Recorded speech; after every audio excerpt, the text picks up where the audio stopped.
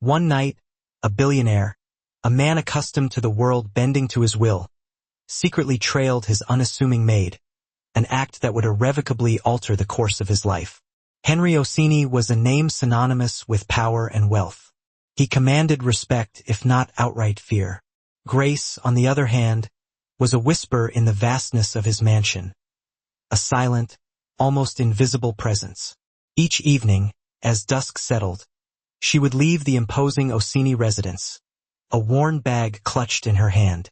Driven by a sudden, uncharacteristic surge of curiosity, and perhaps a hint of suspicion, Henry decided to follow her, half expecting to uncover some hidden transgression. What he witnessed that night was more profound than he could have ever imagined. It wasn't a scandal, a betrayal, or any act of wrongdoing.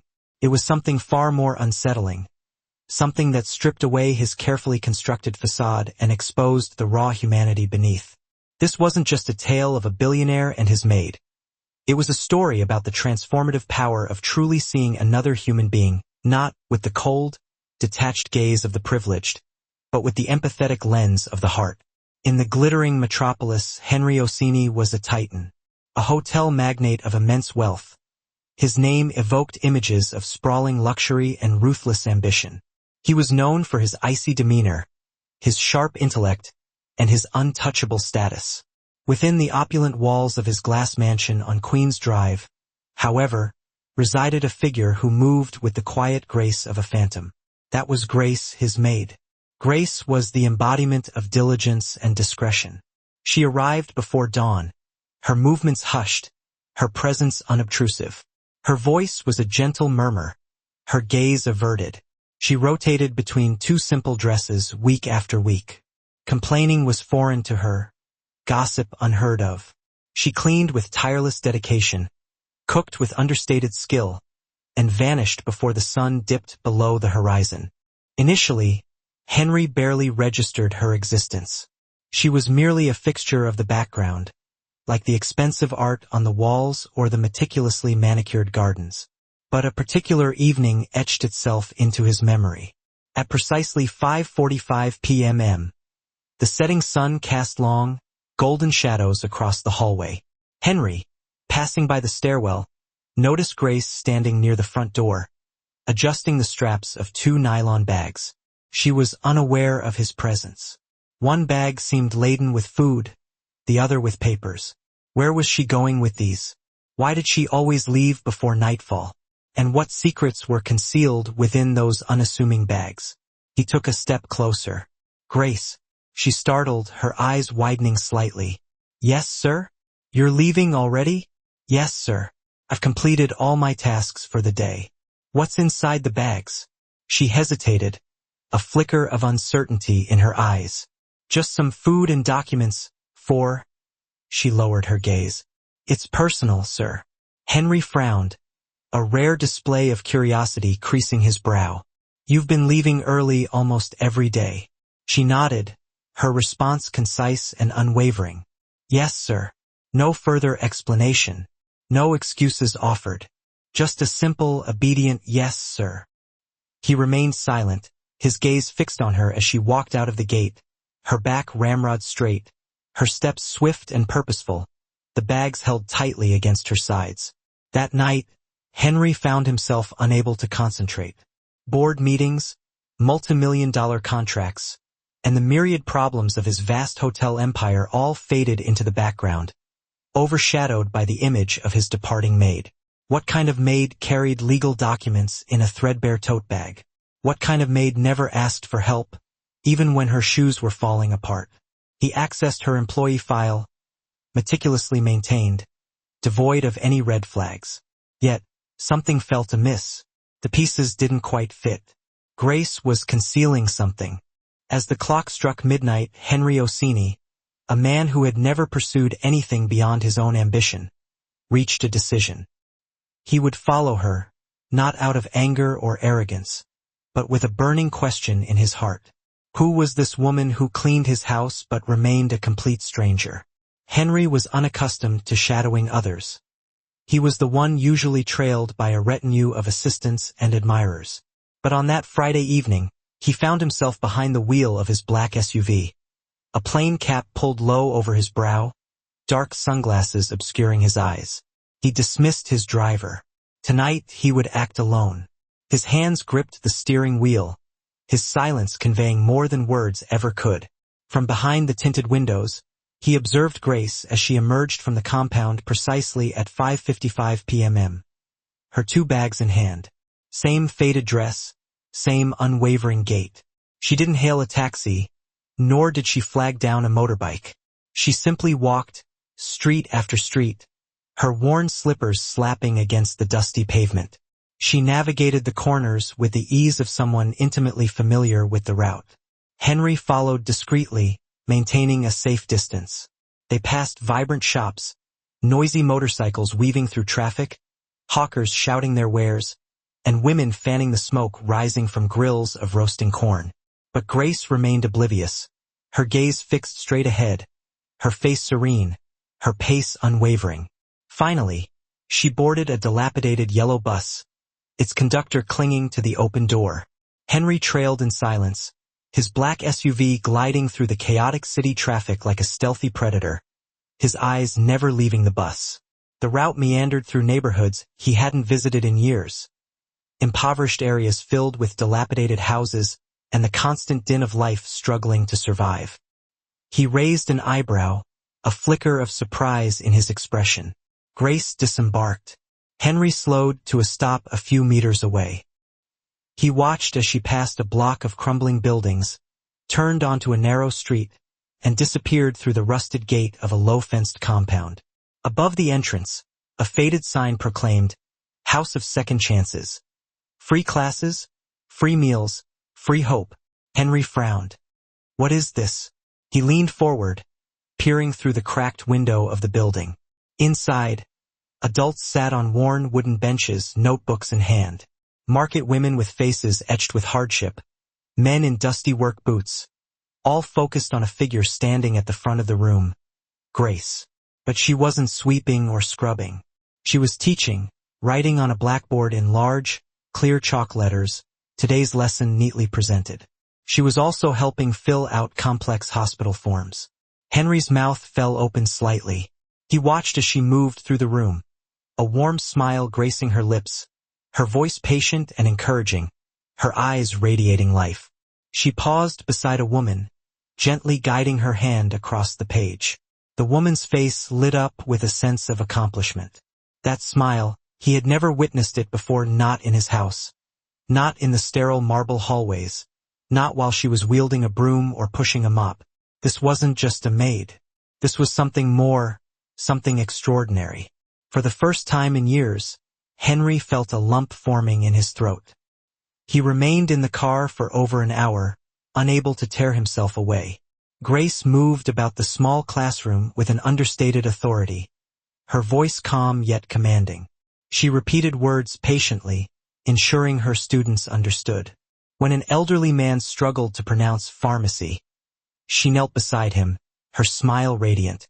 "Say it with me again, Papa Tund. Pharmacy." The man grinned like a child who had just taken his first steps. Henry felt something stirring within him, something long dormant.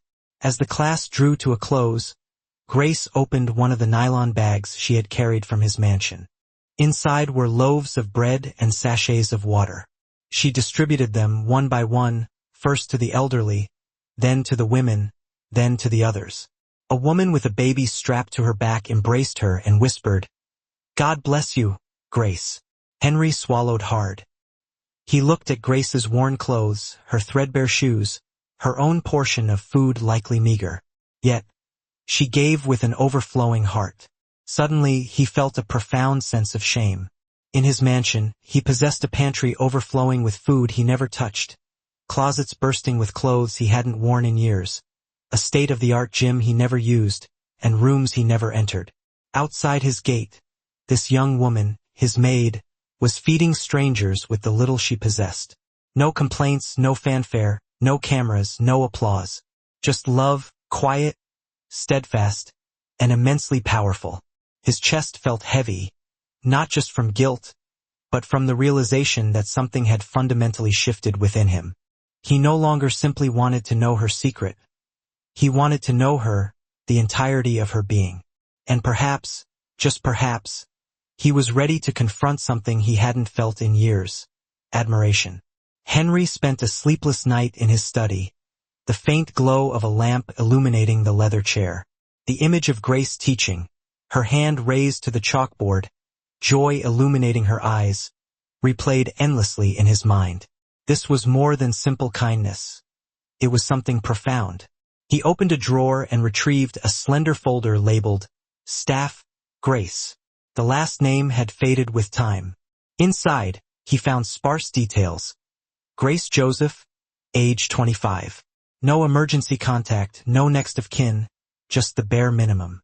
Hired through a cleaning agency, she had worked in 2 other homes prior to his. No complaints, no education history, no references, just a clean record. Too clean, he thought. Henry reached for his tablet and searched for the center he had seen earlier. House of Second Chances. A rudimentary webpage appeared, offering free adult classes and meals, all run by volunteers. There was a small donation link. And then he saw her, Grace, wearing a faded green blouse, standing beside a group of adult students, a marker in hand, laughing. Her eyes shone, her arms outstretched like a teacher welcoming her students. Beneath the photo, a quote: "We don't need to be rich to make a difference. We just need to care enough to try." Grace Joseph. Henry leaned back in his chair, feeling as if the world had tilted on its axis. He had passed her countless times, sat at his dining table as she served him silently, crossed paths in the hallway without ever inquiring about her life outside his walls. Yet, she was building something truly meaningful, unnoticed and unacknowledged. He whispered into the stillness, "Why didn't you ever ask me for help?" Of course, there was no reply, only silence. But now Henry craved more than silence. He wanted her story. He needed to understand how a woman with so little could live as if she possessed everything. And, perhaps, learn to live like that himself. The sun rose over Queen's Drive, bathing the walls of Henry's mansion in warm gold. But he felt no warmth. He sat at the breakfast table, untouched tea beside him, his gaze fixed on the kitchen door. Grace was inside, moving with her usual quiet efficiency. The soft clinking of plates, the subtle sound of a drawer opening, the aroma of fried plantains filling the air. Everything appeared normal, yet nothing felt the same. She emerged, carrying his tray. "Good morning, sir." He looked up. "Sit." She paused, unsure if she had heard correctly. "Sir? Please," he repeated, softer this time. "Sit." Grace carefully placed the tray on the table and perched on the edge of the chair opposite him, her eyes downcast. Henry picked up his spoon, then stopped. "I followed you yesterday." The words hung in the air like a fragile ornament. Grace's hands froze. "I saw the center," he continued. "I saw you teach. I saw you share your food. I saw everything." A long silence ensued. Then, slowly, she looked up, her eyes wide with apprehension. "I wasn't stealing," she said quickly. "I swear, sir, I never took anything from your house." "I know," Henry replied gently. "I never thought you did." She blinked, confused. "Then why did you follow me?"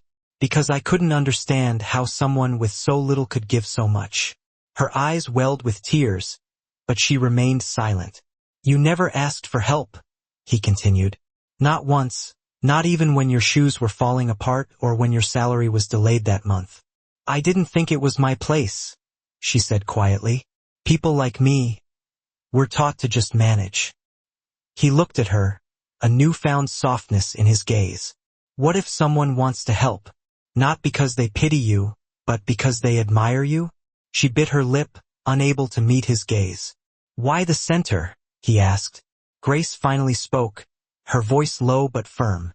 "My father couldn't read. When my mother fell sick, he couldn't fill out the hospital forms in time. The delay meant she wasn't treated quickly enough. We buried her because of that. That center, it's for people like him." Henry swallowed hard. He hadn't anticipated that. In that moment, something within him shattered. This woman wasn't merely giving. She was fighting for something. And somehow, unintentionally, She had stirred something profound within him. Henry stood in the hallway, nursing his coffee, watching the clock tick towards 6 p.m. For the first time since Grace began working for him, he waited for her to leave. She was still in the kitchen, humming softly. He listened to her voice, a low, peaceful melody that felt strangely soothing. When she emerged to mop the floor, he spoke. "I read your father's story again. I couldn't stop thinking about it." She turned, surprised. "You remembered?" "I couldn't forget." They stood there, neither rushing, uncertain of what would come next. Henry placed his mug on a side table. "Grace, why didn't you ever ask me for help? I would have listened." She offered a faint smile. "Because people like you don't usually see people like me. And I didn't want to be pitted." Henry felt the weight of her words. "That day when I saw you teaching those adults, it changed something in me. You gave them dignity." "I gave them what I didn't have," she replied quietly. He stepped closer. "You've done more with your small salary than most people do with millions. You've created a home without walls." Grace looked away. "But it's still not enough." Henry tilted his head. "What do you mean?" She sighed. "There are so many more out there. People like my father, who hide their shame because they can't read. Mothers who lose their babies because they can't fill out hospital forms. All because no one ever taught them simple things. English forms, directions." Henry stared at her, a new sense of purpose igniting within him. "So, what do you want to do?" She finally met his gaze, her eyes unwavering. "I want to build something bigger, a network of small learning centers, places that restore pride, places where nobody feels stupid or forgotten." He nodded slowly. "You have the vision. I have the resources." She blinked, her voice barely a whisper. "What are you saying?" "I'm saying maybe we don't have to do this separately." Silence hung in the air, thick with unspoken possibilities. Then, a soft smile crept across her face. And for the first time, he saw her not as the maid, not just as the teacher, but as the leader she truly was. The following weeks unfolded with a quiet grace. Grace continued to sweep the marble floors, water the plants, fold towels, and serve Mr. Henry tea at 7:30 a.m. sharp. But the dynamic between them had shifted. He lingered longer in the kitchen, engaging her in conversation. She no longer avoided his gaze. One Thursday morning, Henry entered the kitchen early and found her at the table, not cleaning, but writing. Books and papers were scattered around her. Her glasses had slid down her nose, and her lips moved silently as she read. He paused at the doorway. "I didn't know you wore glasses," he said softly. She startled. "Oh, I didn't hear you, sir." He raised a hand reassuringly. "Relax. What are you working on?" She hesitated, then held up a thick file. "My final project," she said. "I'm completing my diploma in adult education." Henry blinked, surprised. "You're in school?" She nodded. "Evenings after the center. It's been tough, but I'm almost done." He stepped forward. "May I?" She handed him the file. The cover read, "Bridging the Gap: How Adult Literacy Restores Dignity to Low-Income Communities." He opened it, revealing a detailed, passionate, and compelling piece of work. It contained diagrams, personal interviews, and field notes from the classroom. One quote from a student stopped him in his tracks. "I used to walk past hospitals in pain because I couldn't fill out a form. Now I walk in with my head held high." Henry felt a tightness in his chest. He closed the file gently. "You know," he said, "I've read proposals from top executives that didn't carry half this truth." Grace blushed, embarrassed by the compliment. "I'm only trying to tell their story." "No," he said softly but firmly. "You're telling our story. All of us who forgot how to truly see people." She looked up, surprised. Henry sat down beside her. "You don't just teach words, Grace. You return people to themselves." For a long moment, neither of them spoke. But the silence was not awkward. It was pregnant with meaning, full of respect, full of understanding, and something else that neither of them wanted to name yet. Not love, not yet, but the nascent beginnings of it. Saturday arrived with a persistent rain. The sky was a uniform gray, and thunder rumbled softly overhead. Most people remained indoors, but Grace still left the house by 5:45 p.m., clutching her umbrella and her usual bags. Henry stood by the window watching her go. He didn't follow her this time. He no longer needed to. He knew where she was going. Instead, he walked to the guest room where she kept her few possessions, the small corner of the house that was truly hers. He hesitated at the door, feeling like an intruder. He had never entered before. This was not a luxurious guest suite. It was a servant's quarters. No air conditioning, a single bed, a simple wooden shelf. It was clean and tidy, almost austere, filled with a quiet sense of peace. On the table was a framed photograph of an elderly woman with kind eyes. Her mother, he assumed. It felt like he had stumbled into a sacred space, a place built not with material wealth but with quiet hope. She had never revealed this part of herself to him. She had never opened this door. Yet, here he was, standing at the center of her quiet storm. That evening, when she returned, soaked from the rain, he met her at the door. "You came back soaked," he said gently, offering her a dry towel. She looked surprised. "Thank you." He handed her the towel but didn't retreat. "Grace, if you had one wish, just one, what would it be?" She paused, considering his question. "To create a place," she whispered, "where no one ever feels too small to be seen." Henry nodded slowly, a profound understanding dawning in his eyes. "And what if I told you I'd like to help you build it?" Tears welled up in her eyes, not simply because of the offer itself, but because, for once, someone truly believed in her. Monday morning arrived, but the atmosphere in the mansion felt different. Henry waited at the breakfast table, not for his meal, but for her. When Grace finally entered with his tray, she appeared composed, but her eyes betrayed her inner turmoil. He motioned for her to sit. "I meant what I said, Grace," he began quietly. "Let me help you build it. The learning center, the vision, everything." She didn't respond immediately. She placed the tray on the table and sat across from him, her fingers intertwined in her lap. "I know you did," she said softly. "I can fund it. I can bring in partners, teachers, volunteers. We can create 10 centers, maybe more. You don't have to carry all of this alone anymore." Still, she remained silent, her gaze fixed on her hands.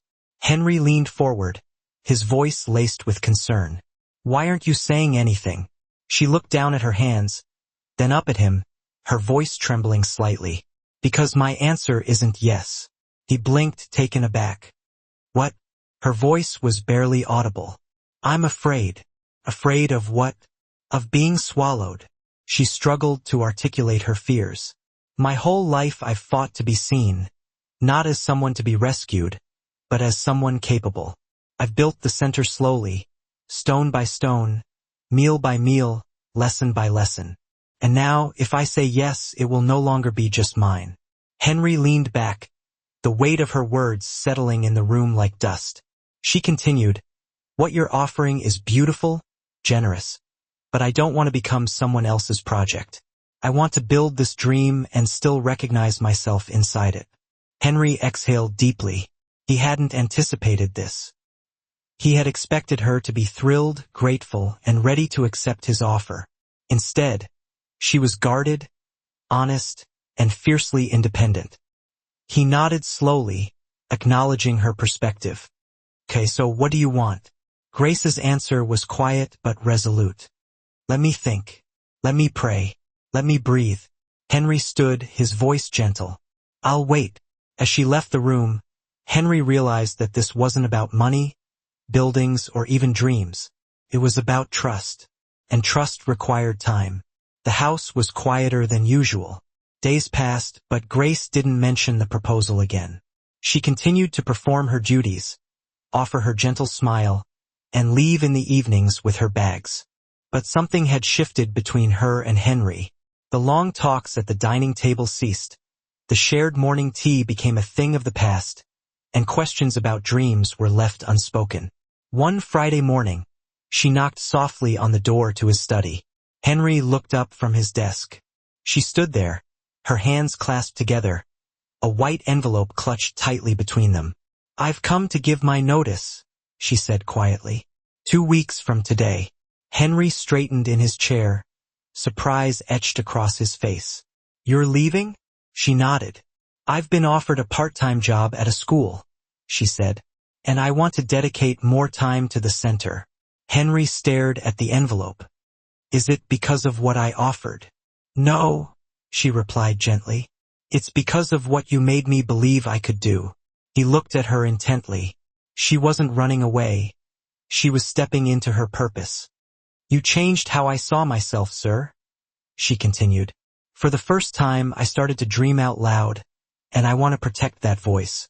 Henry stood slowly, the weight of her words sinking in. "You don't have to go," he said. "I know," she replied. "I won't stop you," he said quietly. "But I'll miss you." She smiled, her eyes glistening with unshed tears. "I'll miss you, too." The next 2 weeks were bittersweet. She continued to make his tea and wipe the glass windows, but now she moved with a newfound lightness, a sense of certainty. And Henry watched her, as if memorizing the last rays of sunlight before the impending dusk. One evening, the night before her final day, Henry knocked softly on her door. Grace opened it slowly. He handed her another envelope, thicker and sealed. "These are letters," he said quietly. "From me, from the heart. Recommendations, funding notes, and one last message. Open it after you leave." Her hands trembled as she accepted it. "Thank you," she whispered. But neither of them said goodbye, because something within both of them knew that this wasn't the end, merely a pause. 2 months had passed since Grace walked out of Henry Orsini's mansion for the last time.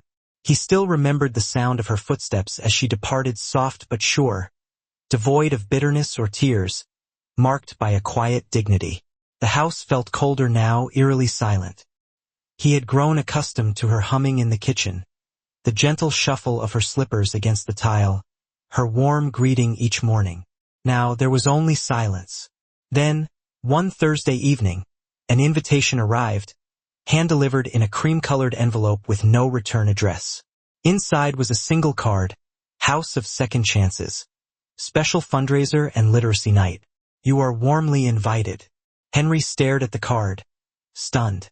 He hadn't spoken to Grace since she left. He had supported her anonymously, the donation, the grant letter, the laptop for her classroom. She never knew it was him. Yet somehow she had still invited him. The night arrived. Henry wore a simple gray suit, no tie and no driver. He wanted to enter that place as a man, not as a billionaire. As he approached the center, he stopped short. It was beautiful. The old rusted gate had been painted a vibrant blue. Lanterns twinkled from strings strung across the courtyard. Children chased each other, waving paper flowers. Inside, the benches were filled with people, students, mothers, elderly men in traditional clothing, and school children with dusty feet. And at the heart of it all stood Grace. She wore a flowing cream dress, simple yet elegant, radiating confidence. Her eyes met his across the room, and she smiled a smile that conveyed, "You came." The program commenced. A young girl stepped forward and recited a poem in English for the first time. The crowd erupted in applause. An elderly man shared his story of opening a bank account on his own, drawing more applause. Then the host stepped forward. "We would now like to invite our founder, our guiding light, Miss Grace." The room exploded with cheers. Grace stepped forward, microphone in hand. "I used to believe that people like me only cleaned floors," she began, her voice clear and strong. "But someone showed me that even maids can lead movements, that our small stories matter." Her gaze found Henry's, and a hint of moisture glistened in her eyes. "To the man who saw me, even when I didn't see myself. Thank you." Henry felt a lump forming in his throat. And for the first time in years, he clapped not as a businessman, not as a titan of industry, but as a human being, moved by the quiet strength and unwavering compassion of a remarkable woman. He wasn't just there as a patron, but as a man deeply moved by her journey. This wasn't merely Grace's personal triumph. It was a shared victory, a testament to their intertwined destinies. As the event drew to a close, Henry lingered, standing at the back of the bustling learning center. He watched her, a quiet observer, as Grace engaged with guests, embraced her eager students, and collected discarded plastic cups, the same hands that had once diligently scrubbed his kitchen sink. Yet now, she moved with an aura of self-assuredness, a woman who had finally discovered her true identity and purpose. Seeing this transformation filled Henry with a profound sense of pride, yet also humbled him deeply. Eventually, Grace noticed him and made her way over. "You didn't have to come," she said softly, a warm smile gracing her lips. He returned the smile, his eyes reflecting genuine admiration. "I had to. You invited me, remember?" Her eyes searched his face, a hint of curiosity dancing within them. "Was it you?" He didn't feign ignorance, choosing instead to meet her gaze directly. "Yes," he said quietly.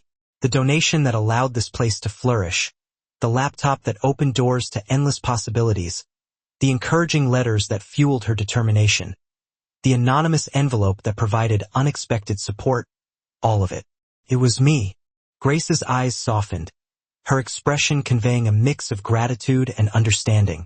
She didn't cry, nor did she gasp in surprise. She simply nodded, as if she had already suspected the truth. "I didn't want you to feel indebted or feel like you were bought," Henry added, his voice sincere. "I wanted you to feel truly free to pursue your dreams."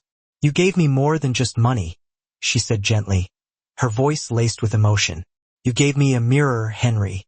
You helped me see what I was truly capable of achieving." Henry hesitated for a moment, then reached into his pocket, his heart pounding with anticipation. "I'd like to offer you something else," he said, extending his hand. He handed her a carefully rolled certificate. With trembling hands, Grace unrolled it slowly, her breath catching in her throat as she read the words. "Partnership, House of Second Chances.